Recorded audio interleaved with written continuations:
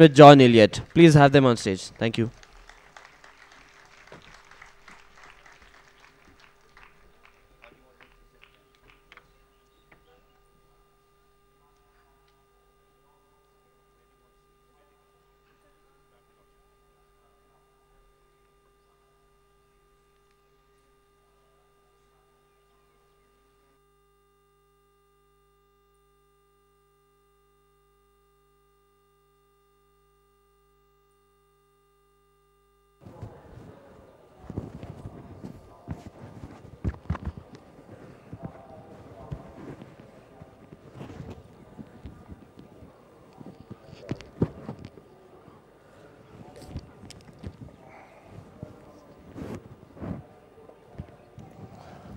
पे बैठे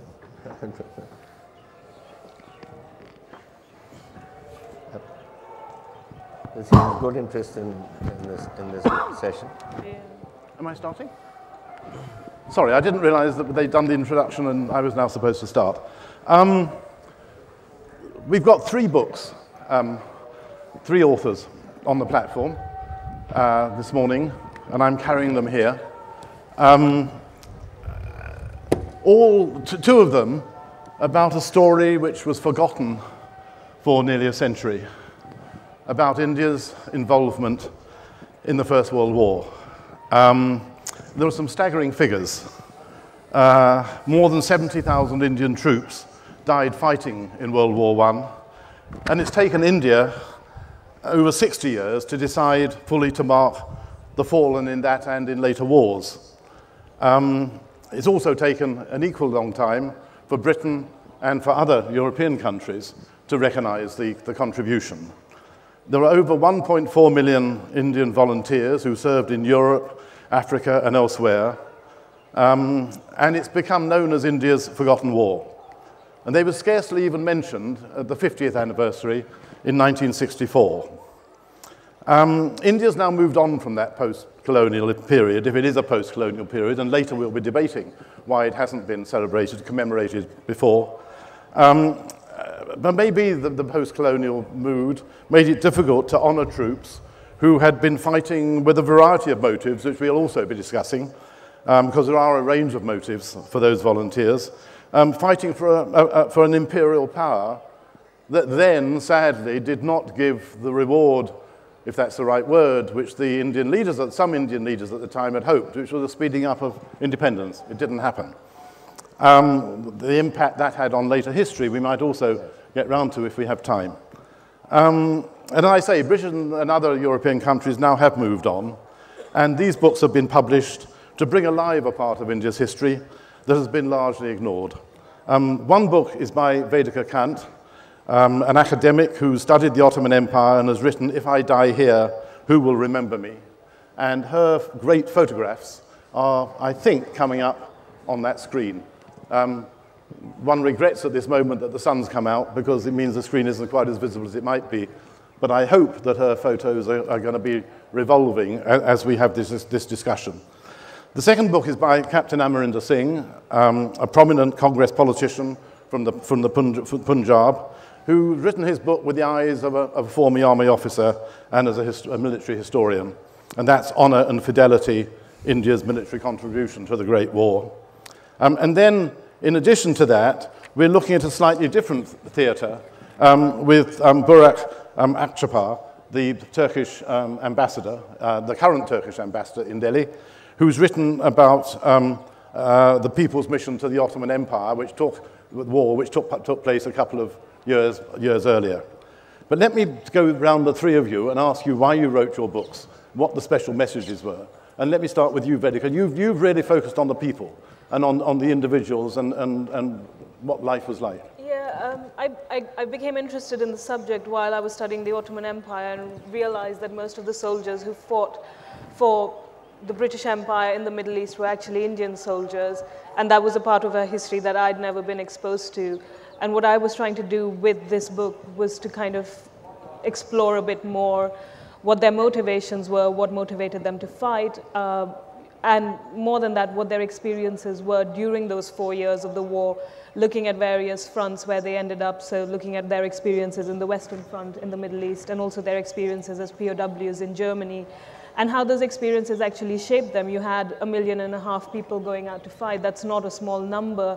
They're exposed to a world that's much broader than, very different from life in India. How does that impact them once they come back? How does that impact the country once they come back? Because I feel, and that's the point I make in the book, that it does have an impact once they're back. And what was life like? I mean, well, I think life was difficult. I mean, it was tough fighting, especially, a lot of soldiers end up in the Western Front as early as September 1914 because the British Army needs troops to fight to kind of stem the German advance. Indian soldiers reach the Western Front. At that time, they don't even have winter clothes for what is going to be one of the coldest winters in recorded history up to that point. But more than that, I think it's also the experience that of seeing what life in Europe is like, and that's very important. It's the first time that Indian soldiers are sent to Europe to fight. Up until that point, the British Empire had always been very reluctant to send Indians to fight because the idea was, well, you can't just have brown men going off to battle and killing white men. What idea will it give these people? They'll think that they're equal and capable of killing the white man. But the First World War changes that. It is a watershed moment because it allows, these Indian soldiers to have a sense that, they aren't any less capable, they aren't any less, efficient on the battlefield than the white soldier. They also see life in Europe. They see how education works, what the role of women is. And all of that also, makes them question life back in India. And that's one of the things I talk about in the book. this is Vedika's book, and this is Amarinder Singh's book, and the secret is that initially they were supposed to be one book. And I think we've gained enormously by them not being one book, because they've written in their own styles. Amarinder, would you like to explain why you wrote this book, and also comment on the fact that they're not somehow merged? Well, first of all, my regiment was part of the 3rd Lahore Division, which went to France. And one has been brought up on that history. So that was always at the back of one's mind. But apart from that, why I actually got down to writing was because 5 years ago, I picked up a series of the First World War, but done by the BBC. And it was about, I think, 12 discs, and it had about 23.5 hours of viewing. And India was given precisely half a minute. 15 half a minute. 15 minutes were shown with the Jodhpur Lancers lining up somewhere in France, and 15 seconds. And 15 seconds was in Mesopotamia, where a truck was being pushed across a river. And I thought this is absolutely, unacceptable. And that is when I made up my mind that I would write this book and bring out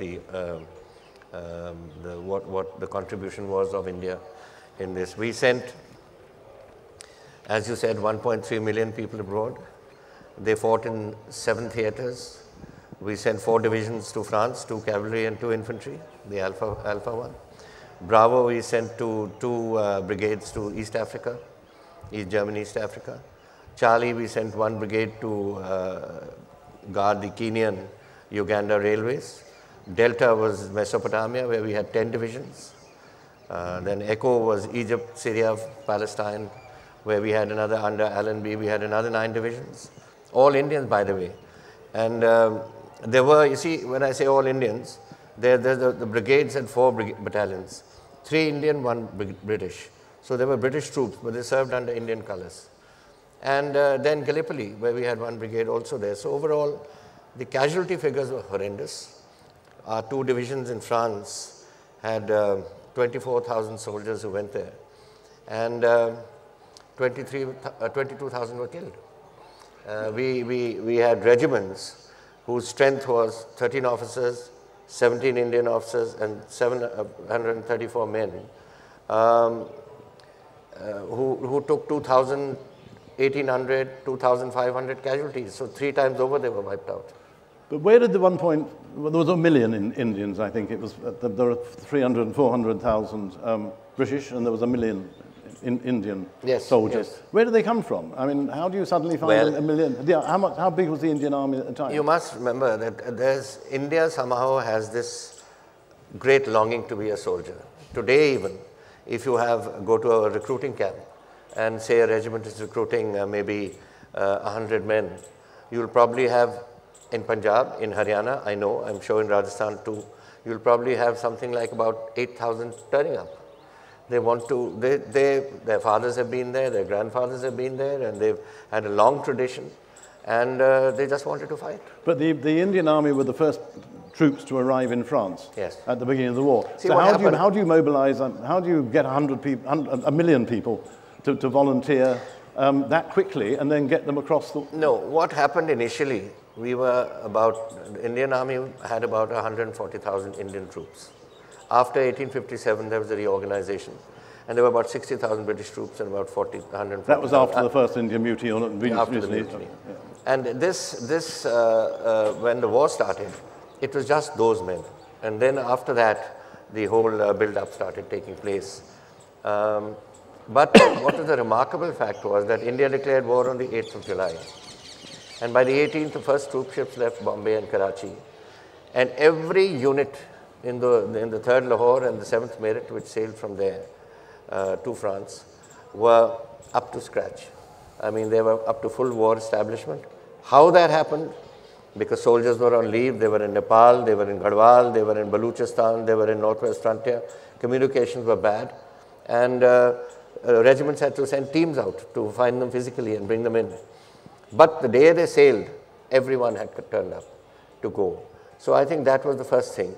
Second, in Britain, in France, you had the British Expeditionary Force there, as you know, which was under Sir John French, 1 cavalry division and 4 infantry divisions.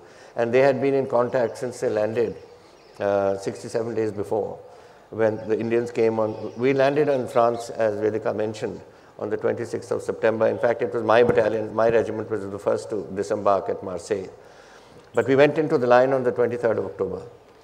And by that time, 67 days had been, the British BEF had been fighting, and they were exhausted. They had no reinforcements coming. There were gaps between regiments, there were gaps between companies, and when the 3rd Lahore went, they were broken up into companies or broken up into battalions to fill the gaps. And had we not arrived, I can tell you, within a week the BEF would have collapsed.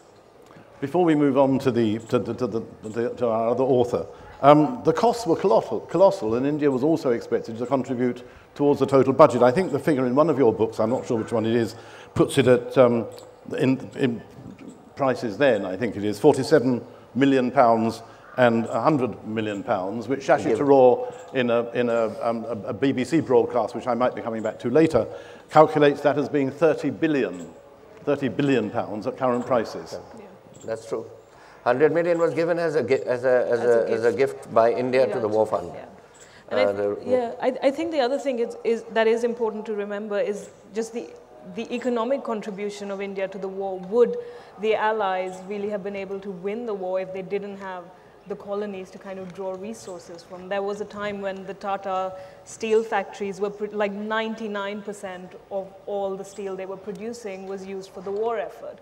So whether it was, to build railway lines across Mesopotamia or to build up infrastructure in East Africa, it was this, the utilization of economic resources from the colonies that was really crucial to the war effort as well.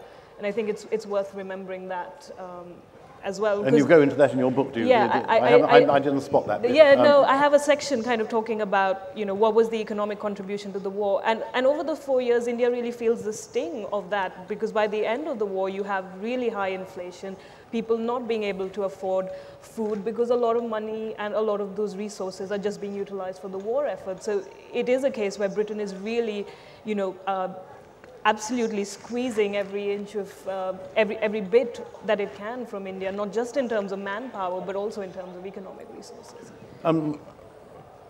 Barak, there's a different motivation to what you describe in your book, which I also have here in my pile, which is the medical teams that were sent across to to the Balkan War. And there's a Muslim angle to this, because they felt they were going to fight the Christian rulers. Can you, I may have got my history wrong, but can you tell us about your book and put it into some sort of historical context? Because I think of what we're talking about, yours is the least known, even than this, and this wasn't much known until fairly recently. Very true. Balkan Wars is another forgotten war.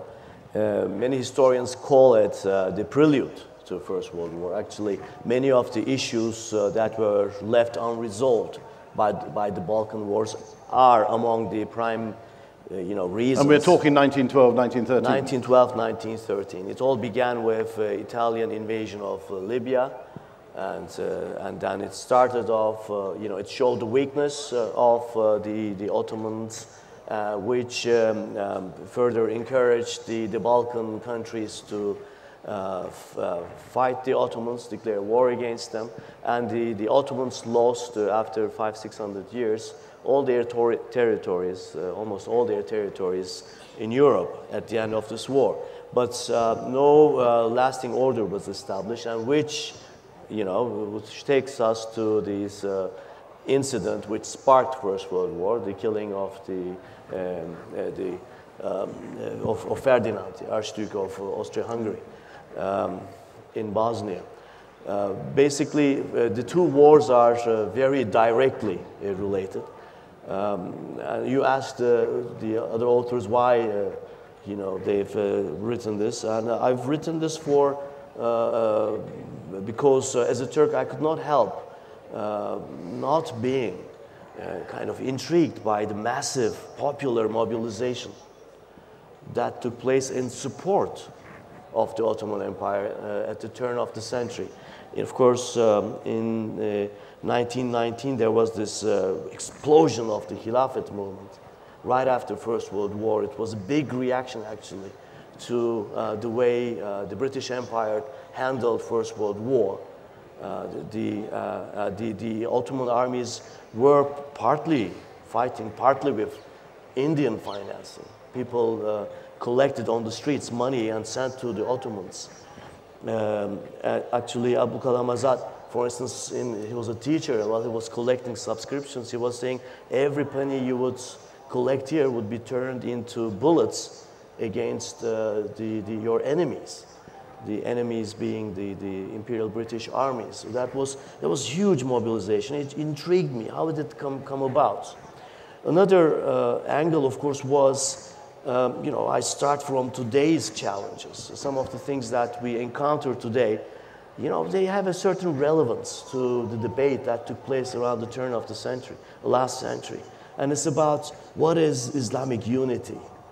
How do we Muslims come together? What do we do about our challenges? That was very hotly debated. And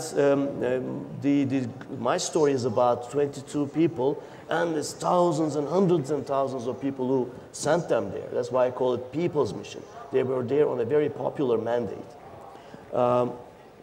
They did not go to Turkey, to the Ottoman Turkey, to fight.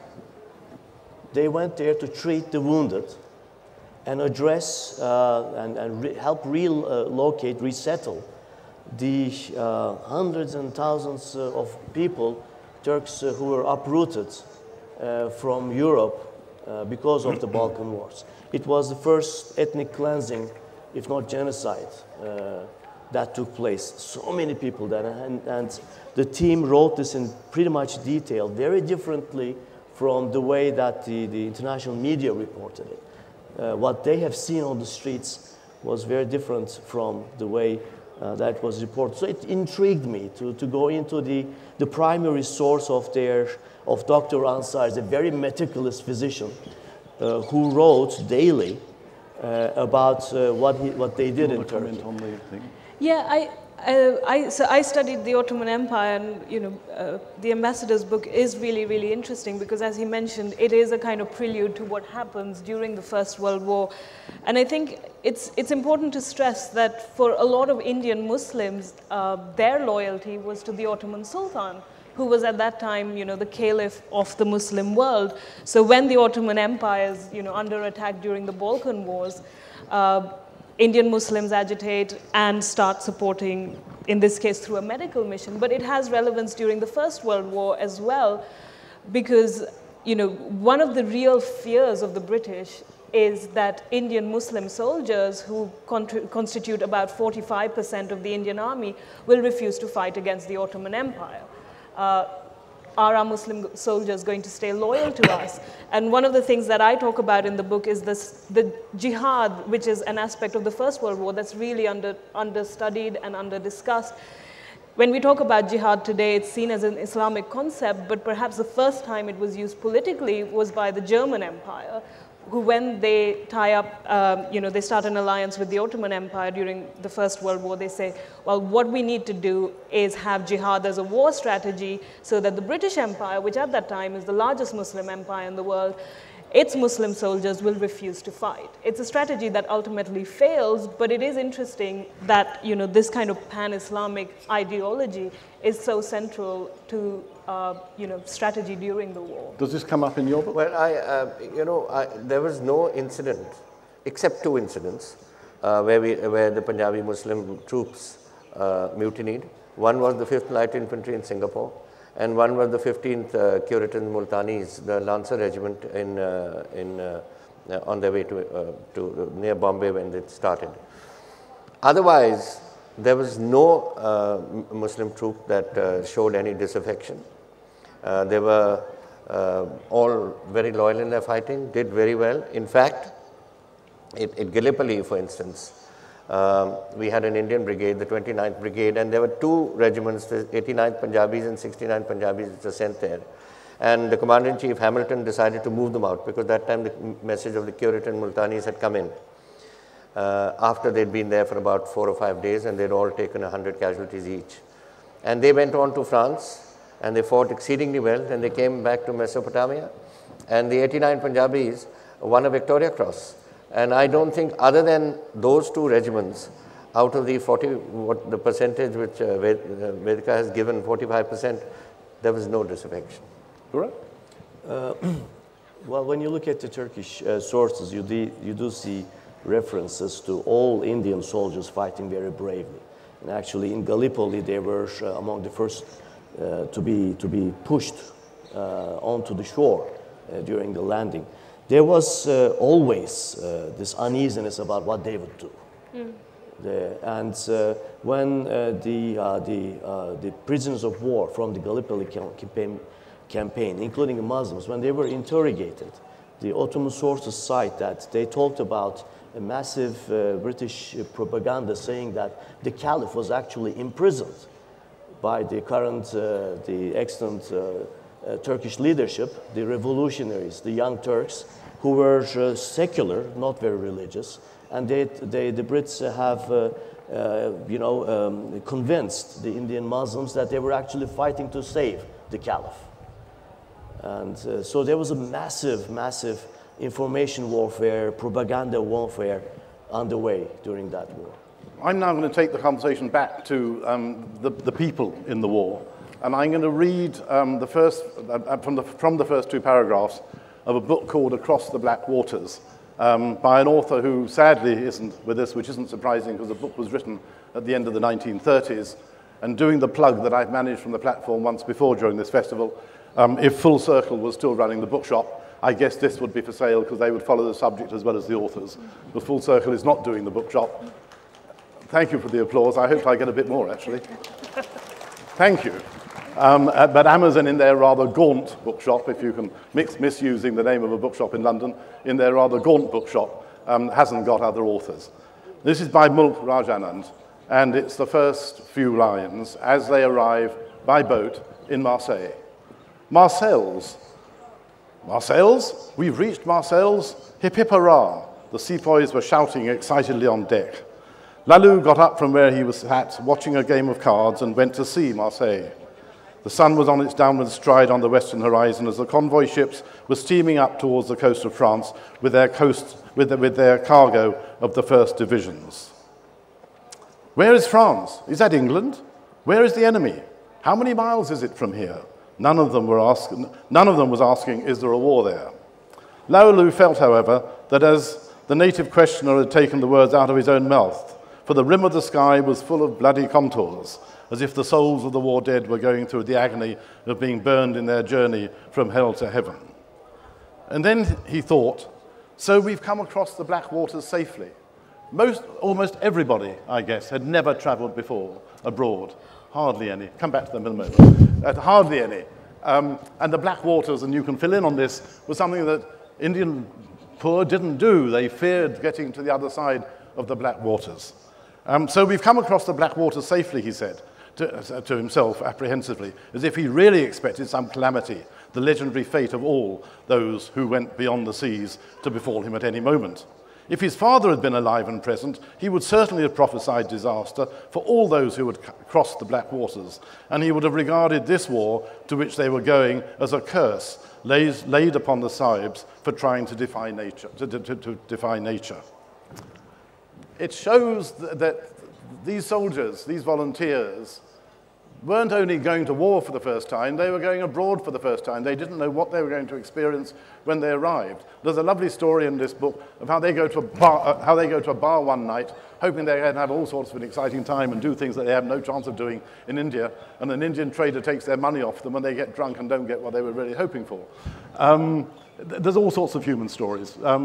Why don't you take it on from there? Well, I quote from the book quite a bit in my own book because it's one of the few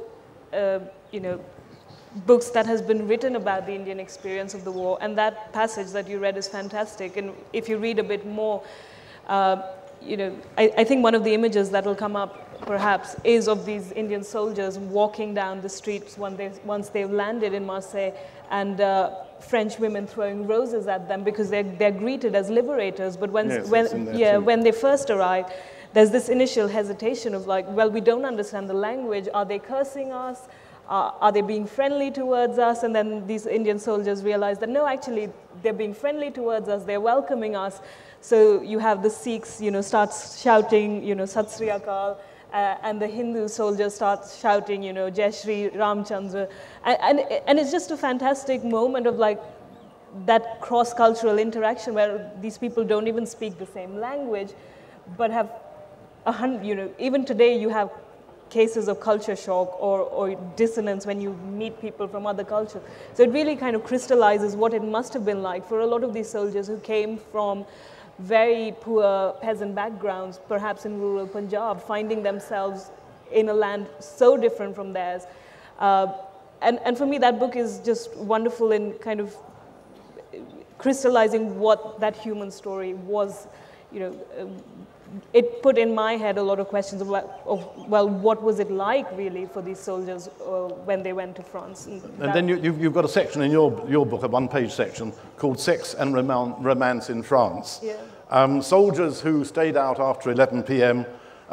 Were alleged to be seeking romance. Yes. And the penalty for seeking romance was 12 lashes, which you think were never actually administered. But some of the relationships, apart from seeking romance, and certainly I'm sure they weren't seeking romance, and that subject was discussed from this platform a couple of days ago.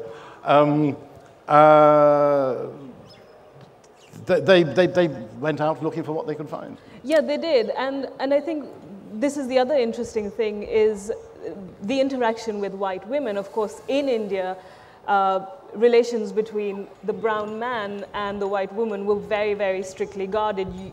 The honor of the British Empire, in a way, rested on the honor of its women who were in India. And so when these soldiers go off to Europe, the British authorities are really very concerned about, the sexual relations that soldiers might form with white women, and again, what will that mean for the empire once they come back? And they'll think like our white mem sahibs are, easy prey. We can't have that happening. In France, the French are much more easygoing, and the French authorities don't really want to impose very strict regulations, so the British have to just give in. And you have stories of a lot of Indian soldiers, forming relationships with French women, some of them marrying French women, staying back. In England, because a lot of Indian soldiers end up in England as convalescent hospitals, recuperating there. There it's a lot it's a lot more strict. It's the British just do not want Indian soldiers to have any relationship whatsoever with British women. But in France, it's a lot more easygoing. Anurinder, the journey for these soldiers from Punjab to France and the other theatres, what must it have been like? I mean, Journey. give us the feeling of what these guys would have felt like travelling from Punjab to... Well, most of as Vedika mentioned earlier, there was a very large complement of Punjabi troops, both Muslims, Sikhs, Hindus, Dogras, everyone. And they were very excited. There was no feeling of going away. And that was the loyalty to their regiment, which really made them feel that way. I know one incident in which a man went up to his Indian officer and said, Sahab, where are we going? So he said, what do you want? Tumne kya lena hai? Ye CO Sahab ka hukam hai, tayar karo. So that was it, you just got the order and they all were ready to go. And they landed in France, in Marseille. It was different. They found, initially they were put in camps and they found a very different environment to what they were used to. But they became very friendly with the people there. There's a small little story. They asked who this statue was of, and that was Joan of Arc. And so they were so impressed by the story of Joan of Arc that every time an Indian soldier passed a statue, he saluted. And even units, sub-units who marched past were given eyes right or eyes left or whatever it was to her. But when we came into the battlefields, there were no camps. In Mesopotamia, in Palestine and all, they had Indian camps for soldiers, even British soldiers and Indian soldiers. But in France, they were billeted with French families. So when they came out of the line, they went into villages and each was allotted a French home to stay in. All those men were out in the army and nobody was at home except the women. They looked after them. They gave them a lot of love and affection, a very motherly sort of treatment. And in fact, they were so taken because the Indian soldier had no clothes. They went out in khaki drill. They had one jersey, one greatcoat. They had no socks were issued to them, no warm, one underclothing was issued to them, but that was it. And they were given one blanket. So in that freezing winter, that was all that they had. So the women took a lot of pity on them, in fact. And one adjutant writes that he said, I can't recognize my regiment because when they fell in this morning, somebody had a tablecloth on, somebody had a curtain on, somebody had a sheet on just to cover himself because it was so cold. And they never started getting woolen equipment, woolen clothing till April of 15. So the whole from October till 15, they were all in khaki drill, the way the policemen are dressed here. And 6 soldiers have been known in the various regiments in the Indian line to, when they were out on sentry duty, to have died, frozen to death, because they didn't have it. But they didn't leave their post. They died there, and they were found stiff and frozen to death in the morning. So these are the things that did happen. And I think it was a great occasion for them. Mesopotamia, Palestine and all was a different issue. But take Gallipoli. Nobody thought that Gallipoli would be cold. Yeah. We had a storm there. There was a storm, a very cyclonic storm came for 3 days. And the 2nd 10th Gurkhas, 477 men lost their limbs because of frostbite. Yeah. So these are the sort of casualties that did take place. But nobody complained. In fact, the CO writes, the adjutant writes, he says, I was going along with my orderly, and suddenly I saw somebody limping, so I said, take off your boots. And he said it was black with gangrene. And then we all had all the soldiers take off their boots, and it was 477 of them which had to be invalidated out. And his own orderly, he said, you take off your boots too, and he had been with him, hadn't complained that much. And he was also had to be shifted out because of gangrene. Burak, you wanted to come in? I want to take up on this Gallipoli. It was, I remember one letter written by Ansari, again from the field in Istanbul.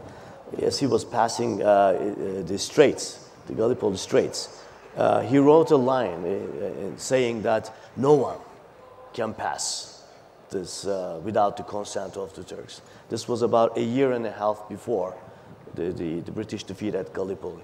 So his reports were also providing a lot of information about the state of affairs in the Ottoman Empire, which apparently British did not take much into account in planning for the first campaign. But I want to come in on a human story. The human story that I remember from my book, from my research, is of a person called Abdurrahman Pashaveri, who was part of this medical mission. He went there, he was not a doctor, he was an ambulance bearer, very young, left his studies at Aligarh Muslim University to join this mission. He goes to Turkey, and at the end of the mission, he stays behind. He doesn't come back to India. He joins the Turkish army, fights gallantly at Gallipoli as part of the Ottoman army, and then he's apparently a very talkative guy and very pleasant person. He finds his way up through the circles, and he is sent as Turkey's ambassador to Afghanistan. When he comes back, he is so much appreciated for his work that he's being considered for a ministerial position. But one night he's stabbed by some thieves in a dark Istanbul street. And he dies there just before he was going to be announced as a minister. So that's one human story that I remember from my research. I want to talk now about the motivation, why these guys volunteered. And there's been a lot of debate about this, especially in the last few months, as there have been various commemorations. And there's various theories, and obviously it's part of all of these, and in no special order.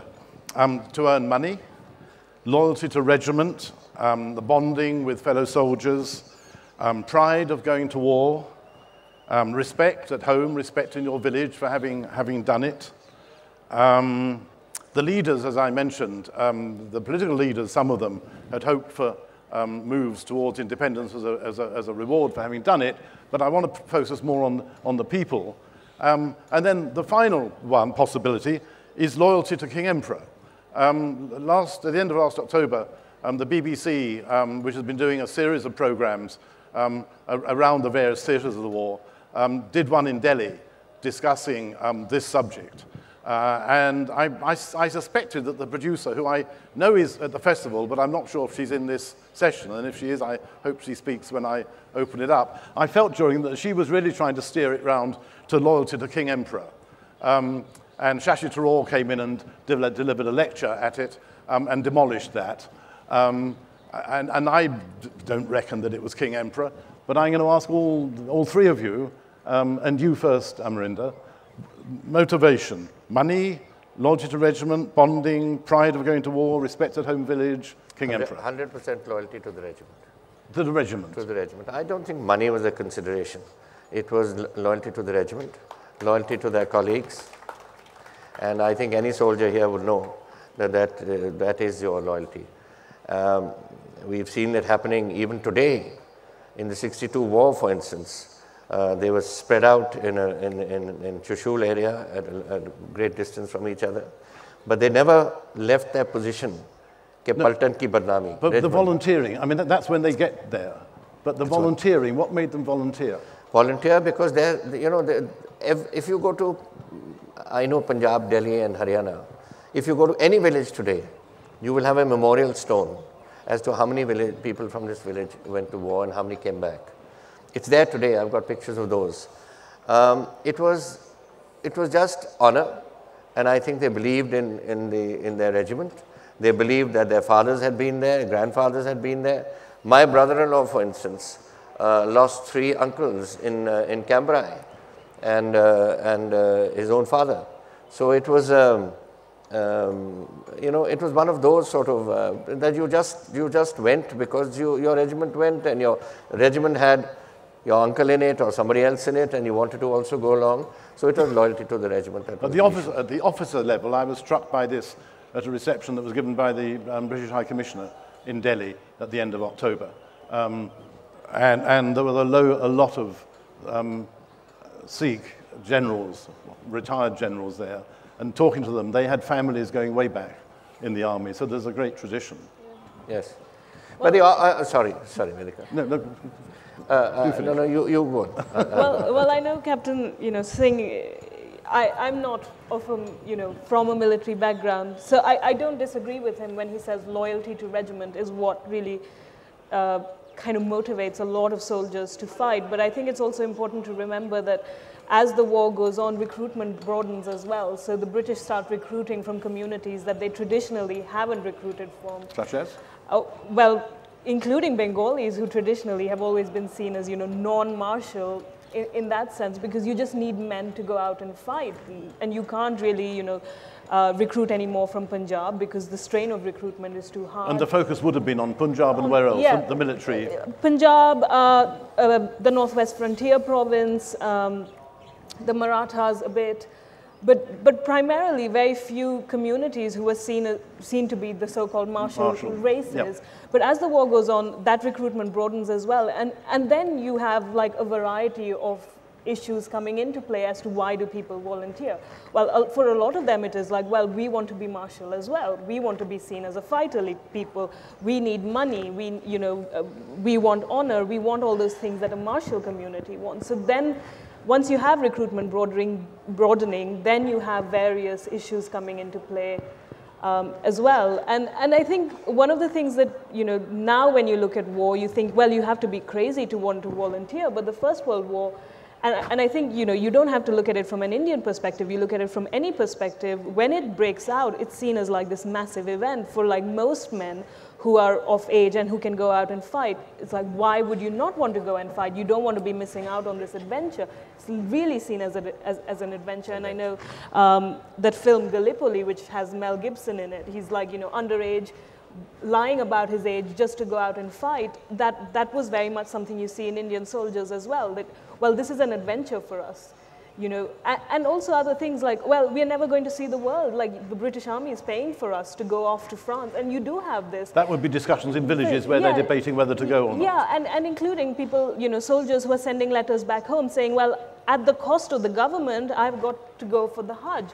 Or at the cost of the government, I've seen France. I would never have got to see France before. So there are all these things that come into play. But of course, when you're on the battlefield, then yes, it's loyalty to the person next to you, loyalty to your fellow soldier that really motivates them. To your subunit, your unit, your platoon, your company, that's loyalty. Yes. But the officers are very good. Now, this is a problem which took place.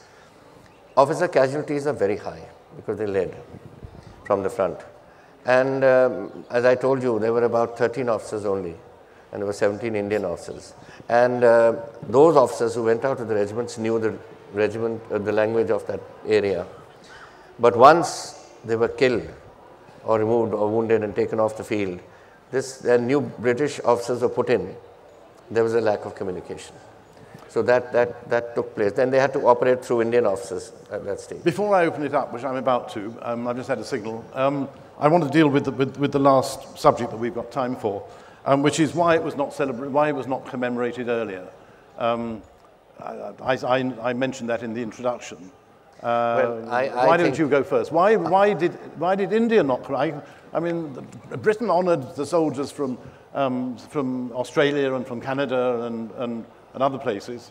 I had a grandfather who was in the artillery, the Canadian artillery in France. They were honoured in earlier years, but it's taken all this time for Britain and for India to come round to. Well, I went to Britain for a program called Shoulder to Shoulder, which they've just brought out. It's the Indian and the British armies working together. But you're right; it's taken 100 years for that to happen. But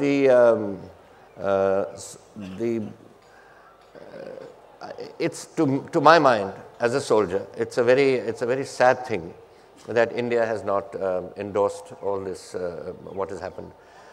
74,000 dead, 67,000 wounded, 140,000 soldiers killed and wounded, many of them with gas to die later in their villages. So it was they fight, a soldier doesn't know politics. Arun Jaitley, when he came to the British High Commission reception that I mentioned earlier, is a finance minister, but he was then the temporary defence minister. And he made us, in his speech, he mentioned that he he thought it was time for a war history to be put together in digital film form and in book form. Absolutely. Because it hadn't been done before. And he looked like a minister who really wanted to make that speech and really wanted to say it. So there is now a consciousness about it. Very briefly. I think it's because it's uncomfortable. You can't.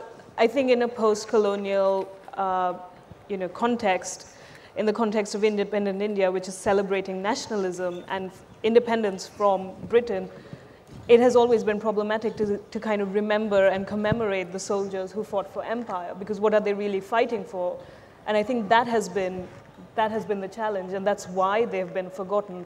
And I think we also need to kind of put ourselves, to start commemorating them, you have to like move away from the binaries of nationalism and say, well, they were living in a different time.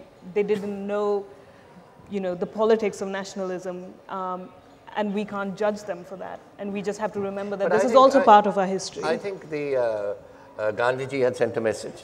The Congress party in its Madras session had passed a resolution exhorting the Indian soldiers and saying that they're doing a great job. And so it was the nationalist support was there. But as you mentioned earlier in your opening remarks, I think the intention was that after this, perhaps Indian independence would come sooner. And of course, that did not happen. But certainly, it had the full backing of the polity of the country. And I don't think there was any problem in that. A brief remark on that, Bharat? Did you want to come in? Yes, well... Briefly, please. How brief? First of all, I think that this is not a very good point to start a patriotic or nationalistic discourse, because basically this was a very unpopular war. The intellectual leadership, the political leadership has said that, if you go and fight this war, the similar argument put forth in the Second World War as well, it will be easier for us to push through the London certain of our demands for a greater autonomy, perhaps independence. It didn't happen that way. All the promises were lost. And it created a big backlash in the form of the Khilafat movement. The people rebelled against India's participation in the war against the Ottoman Empire. So I think it was not very convenient to base any discourse or any historical narrative on. I'm about to ask for questions, so if anybody wants to ask questions, could you get ready? Before we do that, I just want to mention something which I was going to mention earlier. I'm not sure if it's been coming up in the photographs, but in Vedika's book, there's a marvellous photographs of Brighton Pavilion, for those of you who know the Brighton Pavilion, built in the 1800s as a pleasure retreat for the Prince of Wales, who would later become King George IV. And it was turned into a hospital. Some said that because they thought that the Indians would feel comfortable in this Oriental type of architecture, though I guess most of them must have been rather mystified. But you've got some marvellous photos, and some of them may have been coming up. Let's have some questions. One here in the front. One back from the front. And the next one. One there. I think we've got time for about 3, 4 maybe. Can we be really brief and no statements, please, just questions, because we're running out of time. I can't hear you. No. Anyway, I think you can hear it, sir. Yes, of course. Yes. Sir, now please write about future of soldiering in it. Future of? About the future of soldiering. Past. Well, unless you know the past, how can you move to the future? Okay. And I think A question here. Do you think war, bloodshed, and destruction is only a way to eradicate the tension between the two nations? Are there any second ways? Which two nations? with Any two nations. any two nations. Amarinda, you're Me? the soldier. Well, army and wars are a part of state policy, and hopefully we don't have any more wars, and hopefully our diplomacy would succeed. But in the old days, the gunboat diplomacy was there, and it was a different system of working. Today, the system is different, and I hope that this doesn't happen again. Because, can I just add a bit to this, No, of course, John? please. When you talk of casualties, today we had 500 casualties in Kargil. 9.1 million soldiers died in the First World War, both the Central Powers and us. And there were 21 million soldiers who were wounded. There were about 4 million prisoners of war who died. And there were about, overall, it was 37 point something million, including those cities, those villages which were obliterated by gunfire. The artillery usage was so to the extreme. It was 1,000 rounds per gun per day, per minute, which was being used. You see the Battle of Passchendaele before and after. It's like a pock-marked lunar moonscape. So the cost of the war was 37 million, and we don't want that to happen again. A question in the middle, and then a question a little bit further back. Captain, the question is for you. You spoke about, you were part of the regiment and the went there, and this is the forgotten war, the forgotten soldiers. When you came back, when the soldiers came back, there must have been a direct impact on the morale, positive as well as, I'm assuming, negative, because this is an untold story. When you, in your research, when you were reading up on the soldiers and their stories, could you share what the impact was from across the ranks from a positive mindset? I think there was no demoralization. In fact, time after again, soldiers were being once they came out, like in Brighton Hospital, just now John was mentioning. I think it was 14,000 soldiers who went there as wounded. And when they came out, of course, who were very badly wounded went home. The others went back to their regiments. I mean, they had every option of going home, but they chose to go back to the regiment. So I think this feeling of comradeship which existed there, the feeling that these were the regiments that regiment is my home, he went back. And that when they came back, I think many of them missed the war. I've seen the war diary of my regiment.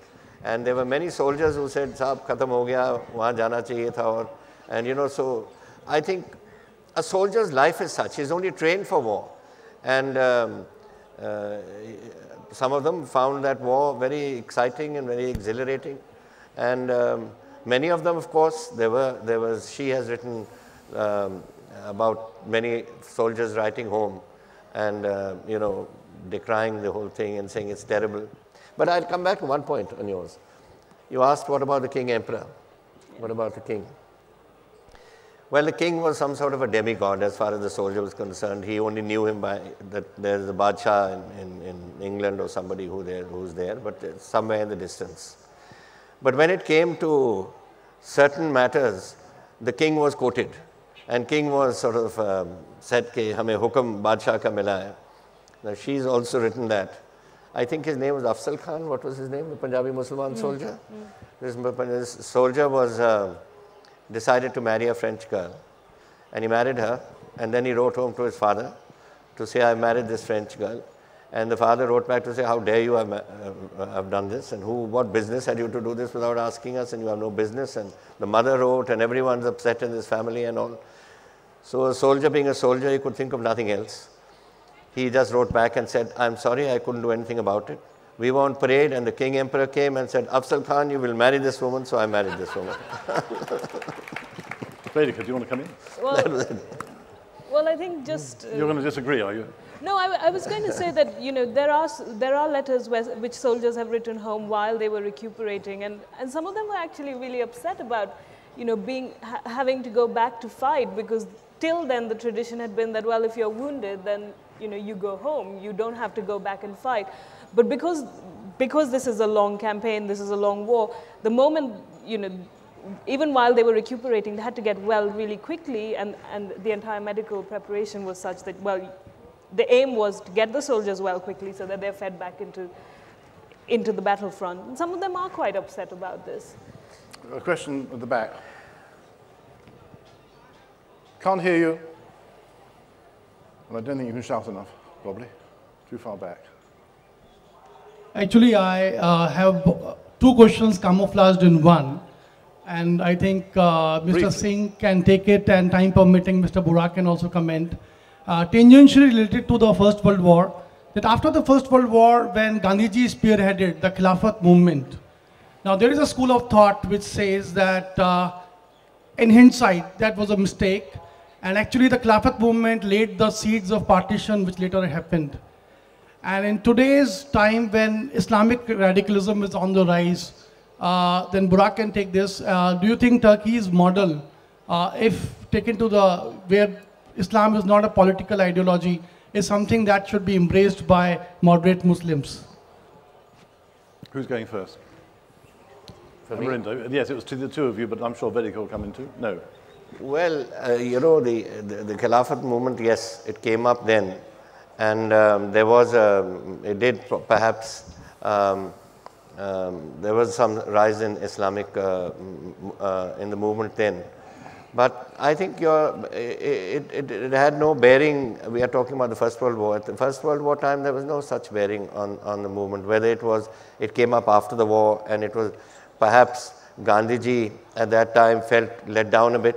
The Congress party, which was representing the country, felt let down a bit because they had passed a resolution. Gandhiji had also called for involvement in this. So maybe they had felt let down, and then this movement took place. And yes, it did start the division amongst the people, about the communities, which finally led later on to partition. That happened. That is part of history now. My reading is that actually the failure of the Khilafat movement culminated in the partition. Khilafat movement united the Muslims.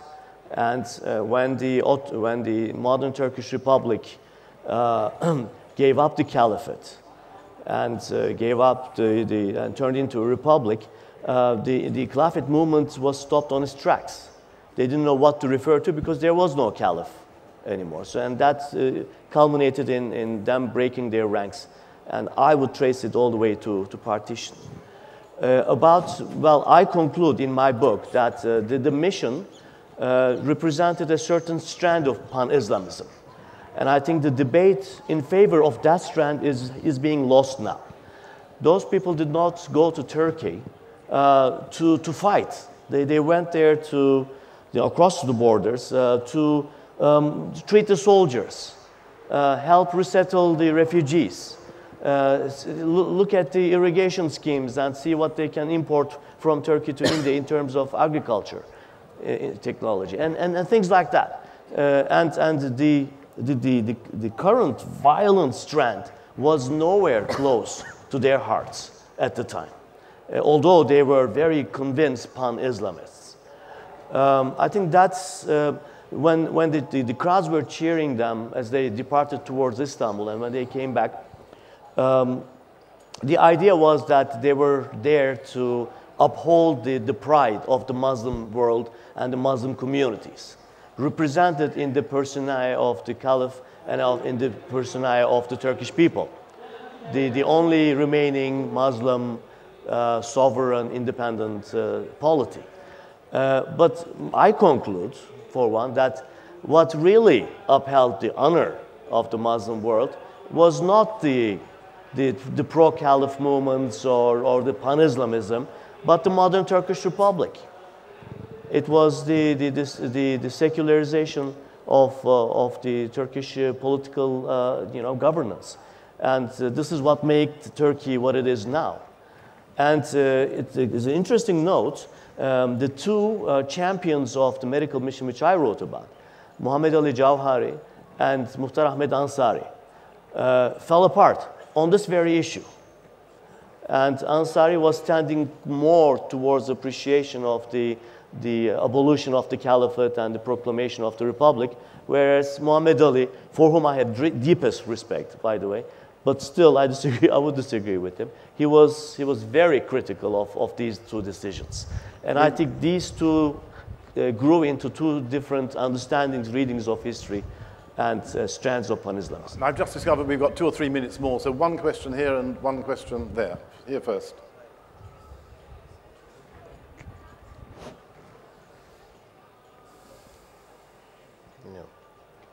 Okay, let me go first. Okay. My mic is working. It sounds the war is horrendous, even though all the soldiers are loyal and fight for the country. Ultimately, people are the loser because village got destroyed and people's lives change ultimately. And now the modern technology, we're fighting a war. It's almost like on your mind and in the imaginary. with the nuclear weapon all over the place. I think people should realize that we are the people. Please. Yeah, the question is, when Gandhiji say, quit India, when the quit India, how did it come out, the partition become the fight between the Hindu and the Muslim, which is really questionable because the people are hiding the fact about Jinan's sickness. So, whose fault was that? I want to ask, because so many people died in that tragic partition. Will you do that? Well, I think at that time, things started sliding. Jinnah was very much part of the Indian Congress at that stage. And when they attitudes hardened and they couldn't come to any conclusion, eventually partition became the objective. And the partition did take place amidst horrendous killing. There were people killed on both sides, and nobody knows the figures, but they were literally in the hundreds of thousands who were killed. So it is very sad that that happened, but it's part of history now, and we have to accept that. And so many issues have taken place all over the world, but this is our black mark in our history, which we must remember. Yeah, hi. I'm just curious about certain things because we had talked about the reasons of volunteering, such the ability to mobilize so many people. I don't know because I'm not very familiar with your works, but are you somewhere also dealing with the question of the domestic questions? Who's the question to? Yeah. Who's the question to? Specifically to her, I think so, okay. Because yeah. Do you also look into the domestic question of caste, the social structure? Because maybe it's just my thing. Maybe it can be looked into that volunteering for such a thing might have been a certain kind of an escape from the caste predicaments of certain people. And also a very small little other thing is that the pressurization of, say, the local leaders who want patronization from the British. So it kind of forced volunteering. Is that also an element there? Yeah, so the book talks a lot about the so-called martial races theory and primarily the British recruit from only certain races.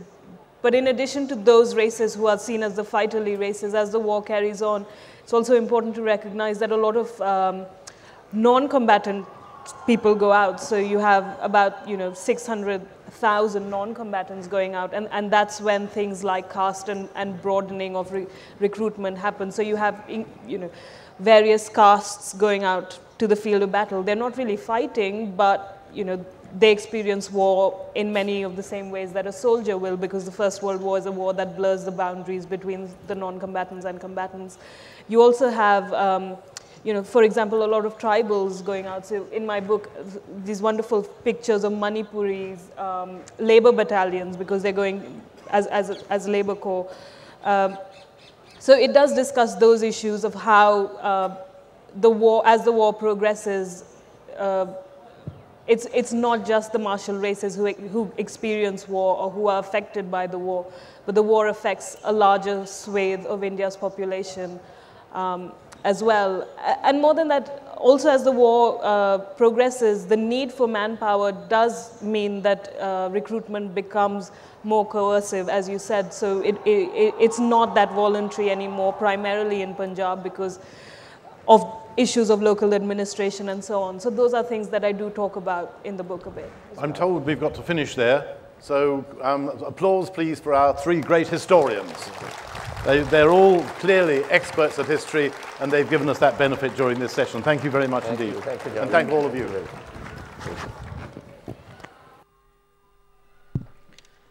We'd like to thank